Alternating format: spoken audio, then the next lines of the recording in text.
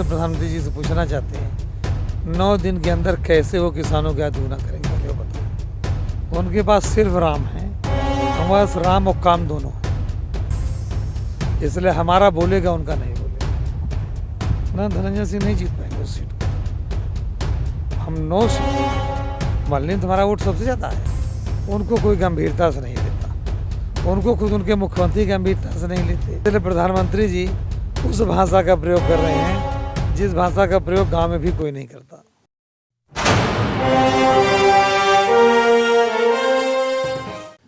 नमस्कार दोस्तों, मैं सुमित यादव, आप देख रहे हैं द सुनामी का चुनावी सफ़र। और शाहगंज में मौजूद हैं, जौनपुर की शाहगंज विधानसभा में मौजूद हैं और हमारे साथ आज मौजूद हैं खास मेहमान। हमारे साथ हैं शाहगंज के वर्तमान विधायक, पूर्व मंत्री रहे समाजवादी पार्टी में, शैलेंद्र यादव ललई। इनसे कुछ खास बातचीत करेंगे क्योंकि 14 और 15 2 दिन के जौनपुर दौरे पर थे अखिलेश यादव और 14 को जमुनिया में कार्यक्रम था।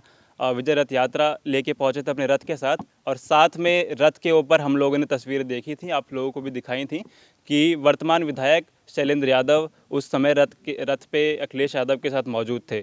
जो अटकलें चल रही थी कि इस बार टिकट मिलेगा या नहीं मिलेगा, काफ़ी सारी बातें हम लोग सुन रहे थे, गुटबाजी चल रही थी, वो सब क्लियर उस दिन हो गया। और ये बात अब चल रही है कि अखिलेश यादव, शैलेंद्र यादव का टिकट जो है वो पक्का करके चले गए हैं।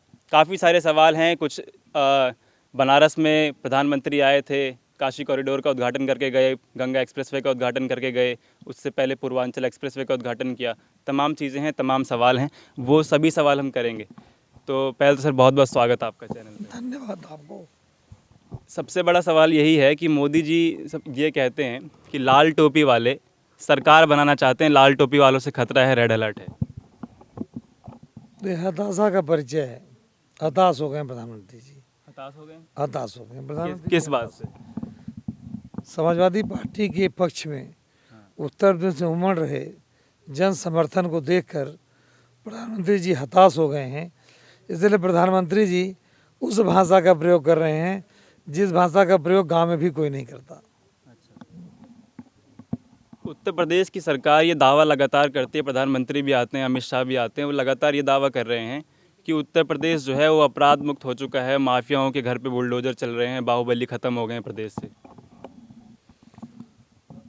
तो भाई मैं मुख्यमंत्री जी से पूछना चाहता हूँ, बुलडोजर लखीमपुर खीरी के अपराधियों पर कब चलेगा? उसकी भी तो कोई तारीख होगी, वो बता दें वहाँ कब चलेगा। और बुलडोजर चलाना है तो मैं तो पहले मांग करता हूँ कि माननीय मुख्यमंत्री जी प्रदेश के टॉप 10 अपराधियों की सूची जारी कर दें और प्रत्येक जनपद के टॉप 10 अपराधियों की सूची जारी कर दें, तो अपने आप सब जाहिर हो जाएगा अपराधी कौन है, कहाँ है, कैसे है। और अगर अपराधी प्रदेश में नहीं है तो अपराध हो कहाँ से रहे हैं? महिलाओं के अपराध में नंबर 1 पर प्रदेश, हत्या में नंबर 1 पर प्रदेश, चोरी डकैती में नंबर 1 पर प्रदेश, तो अपराध हो कहाँ से रहे हैं? अच्छा सर, हम जब क्षेत्र में रहते हैं तो काफ़ी सारी समस्याएं लोगों की रहती हैं। हम जब सुनते हैं तो किसानों की सबसे बड़ी समस्या ये है कि गाय, बछड़े, सांड और नीलगाय ख़ास तौर से वो फसल चर ले जा रही हैं। आप तैयारी कर रहे हैं, हम जन सैलाब भी देख रहे हैं। अगर आप सरकार में आते हैं तो समाजवादी की सरकार किसानों की इस समस्या के लिए क्या करेगी? देखिए, माननीय प्रधानमंत्री श्री मोदी जी ने ये कहा था कि जनवरी 2022 तक हम किसानों की आय दुगनी कर देंगे।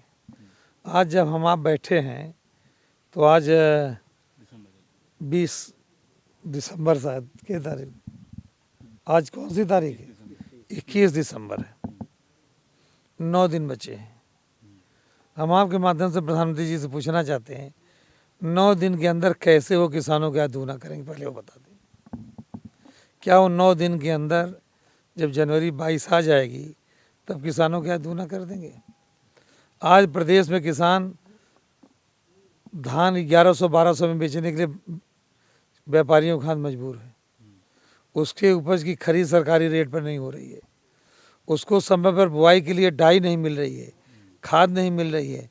नहरों में आज हम आपके साथ बैठे हैं, आज तक हमारे इलाके के नहरों में पानी नहीं आया है।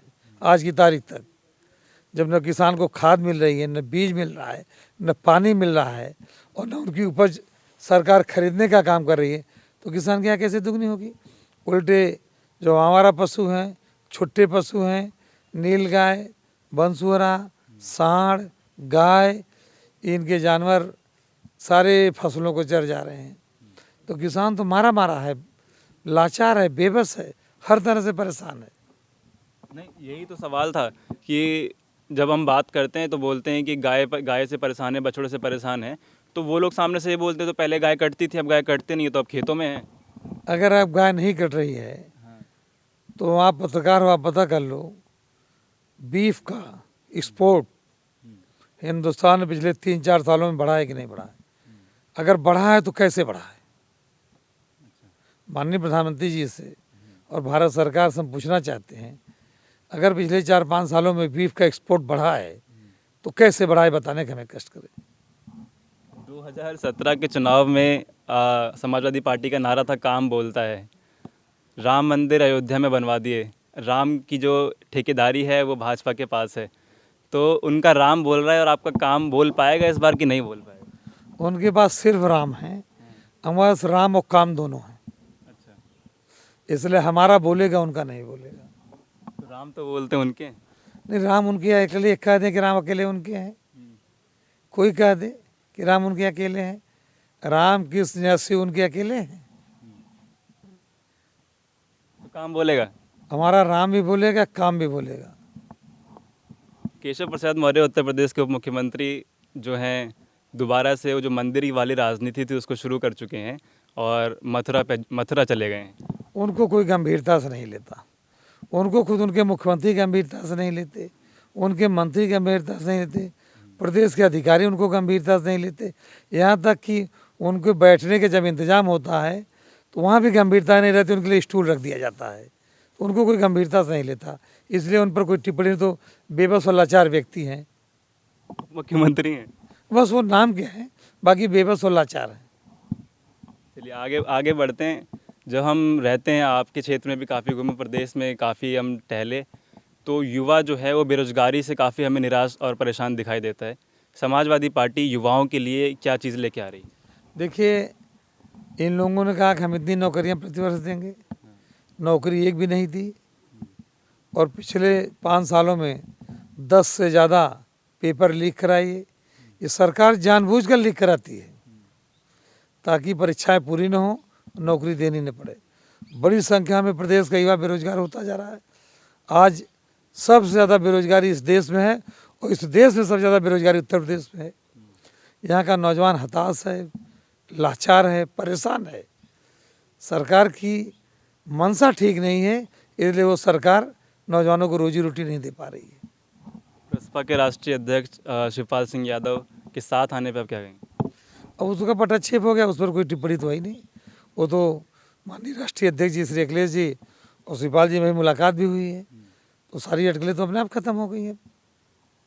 लेकिन अभी भी ये कहा जा रहा है कि आज रथ यात्रा में शामिल होने वाले थे, लेकिन अब शायद नहीं होंगे। अब ये बड़ी बात नहीं है, रथ यात्रा तो समाजवादी पार्टी की है, ये बड़ी बात नहीं है, ये कोई बड़ा इशू नहीं है। अच्छा, तमाम छोटे दलों के साथ गठबंधन किया गया। पश्चिम में जयंत चौधरी के साथ किया गया, कृष्णा पटेल हैं, ओम प्रकाश राजभर हैं, संजय चौहान हैं।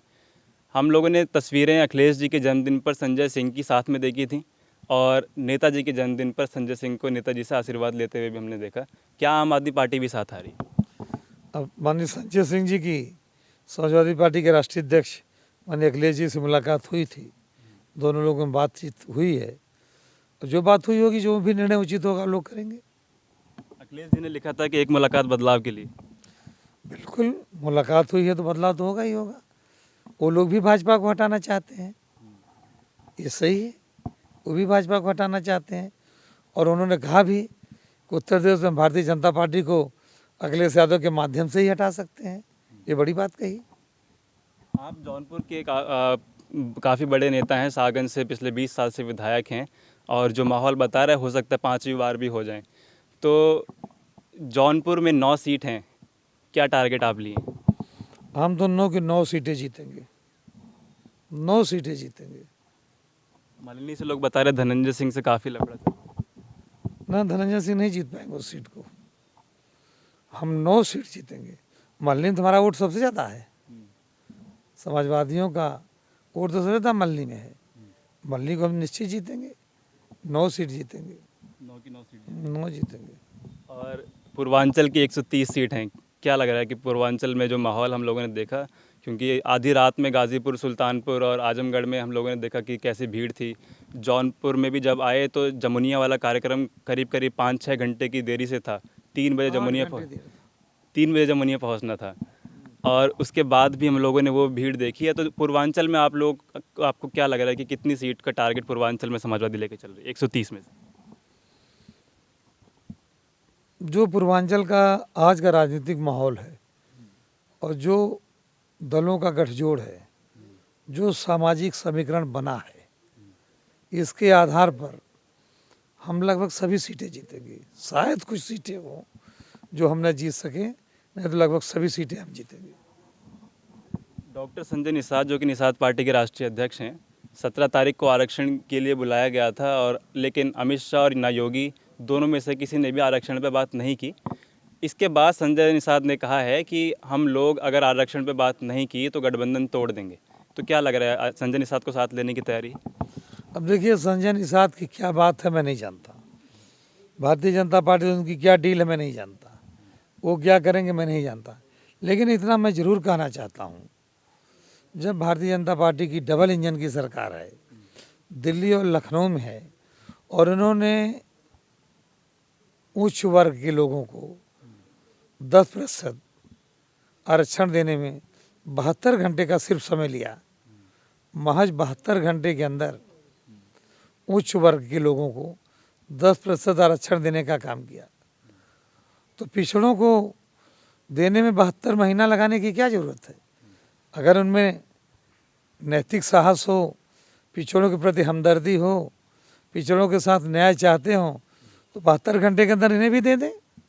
72 घंटा तो बहुत होता है आरक्षण देने के लिए।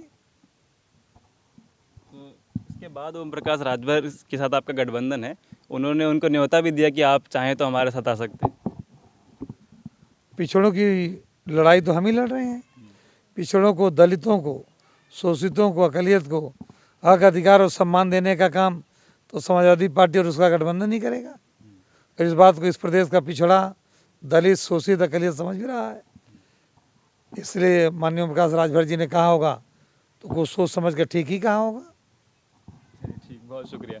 तो ये थे हमारे साथ सागंज के वर्तमान विधायक समाजवादी पार्टी के नेता शैलेंद्र यादव ललई। इनसे कुछ खास बातचीत हम लोगों ने करी, क्योंकि 14 और 15 2 दिवसीय दौरे पर जौनपुर के थे। अखिलेश यादव विजय रथ यात्रा लेके पहुंचे थे, आज मैनपुरी में हैं, और तमाम तस्वीरें रथ यात्रा की भी हम लोगों ने आपको दिखाई। और तमाम जो सवाल थे, जौनपुर में 9 सीटें हैं, 9 की 9 का दावा समाजवादी पार्टी कर रही है। 400 सीट जीतने का प्रदेश में दावा लगातार राष्ट्रीय अध्यक्ष अखिलेश यादव कर रहे हैं।